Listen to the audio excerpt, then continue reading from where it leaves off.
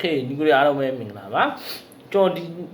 နောက်ထပ်သတင်းနှစ်ပုဒ်ကိုတင်ဆက်ပေးချင်ပါတယ်ပထမတစ်ပုဒ်ကတော့ Top Sport ကနေပြီးတော့တင်ထားတဲ့သတင်းပေါ့နော်ဒီသတင်းက Mikel Arteta အနေနဲ့ကျွန်တော်တို့ Aston Villa အတင်းရဲ့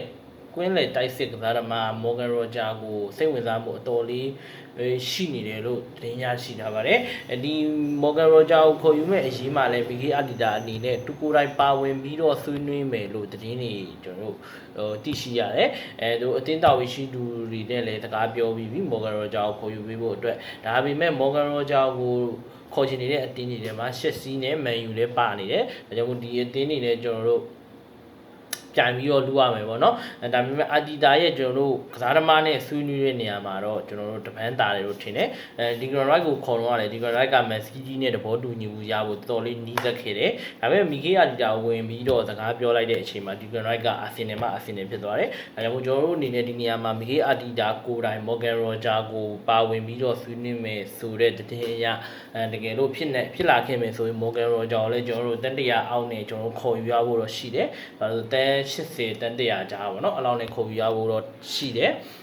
ဒါကတော့ Top Sport ကနေပြီးတော့ကျွန်တော်တို့သတင်းရင်းမြစ်လေးပေါ့နော်နောက်တစ်ပုဒ်အနေနဲ့ကတော့ကျွန်တော် C Felix ဆိုတဲ့သတင်းထောက်ရဲ့ဒီပေါ့နော်ဒါလည်းကွင်းလေကစားသမားပဲကျွန်တော်တို့ရှက်စီးကအန်သူဖာနန်ဒက်ပေါ့နော်အန်သူဖာနန်ဒက်ကသူကဥရောပပြိုင်ပွဲတွေကိုကန်ရှင်တဲ့ကစားသမားတယောက်ပေါ့နော်ဒီမှာချက်စီးကအဆင့်30နဲ့ယာဒီတင်သွားတဲ့အတွက်ဥရောပပြိုင်ပွဲတစ်ခုမှပါဝင်ခွင့်မရခဲ့ဘူးဒါကြောင့်မို့ချက်စီးရဲ့နောက်ဆုံးပွဲတင်မှာလည်းအန်သူဖာနန်ဒက်အနေနဲ့ကွင်းထဲမှာပရိသတ်တွေကိုအကြာကြီးနှုတ်ဆက်နေတာကိုတွေ့ခဲ့ရတယ်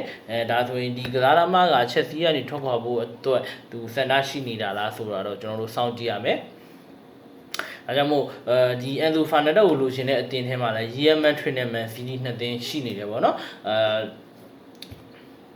ဒါပေမဲ့အန်သူဖာနန်ဒက်ကတော့ကျွန်တော်တို့ဒီ Arsenal စီကိုပြောင်းရွှေ့ဖို့ကတော့အလွန်တရာမှနေတယ်ဒါပေမဲ့လည်းကျွန်တော်တို့ရိုမာအနေနဲ့ထွက်ထားတဲ့အတွက်ဒီတင်းကိုကျွန်တော်ပြောပြရှင်းဖြစ်တယ်အန်သူဖာနန်ဒက်အနေနဲ့ကျွန်တော်တို့Real Madridကိုရောက်ဖို့တော့များတယ်ဒါပေမဲ့ Man City ကနေပြီးတော့ဂျာပြက်ခုံမယ်ဆိုရင်လည်းသူတမျိုးတစ်ပုံပေါ့နော်သူလန်ဒန်မှာကစားရှင်လားကျွန်တော်တို့စပိန်မှာကစားရှင်လားဆိုတော့သူကိုယ်တိုင်ပဲသိလိမ့်မယ်ဒါကတော့ကျွန်တော်တို့ C Felix ဆိုတဲ့သတင်းထောက်ရဲ့သတင်းရင်းမြစ်ကိုကျွန်တော်တင်ဆက်ပေးတာပါကျွန်တော်တို့ကတော့ Morgan Roger ကိုရခဲ့မယ်ဆိုရင်တော့လုံးဝအတိုင်းထက်လို့ပေါ့နော်ကျွန်တော် Morgan Roger ကိုကျွန်တော်တို့ Martinelli နေရာ60နေရာမှာသုံးလို့လည်းရတယ်ကွင်းလေနေရာမှာလည်းသုံးလို့ရတဲ့အတွက် Morgan Roger ဟာကျွန်တော်တို့အာဆင်နယ်အတွက်တကယ်ကိုတင့်တော်တဲ့ကစားသမားတယောက်ဖြစ်တယ်ဒါပေမဲ့လေဒါကအခုမှကျွန်တော်တို့ယာဒီကုံပေါ့နော်ကျွန်တော်တို့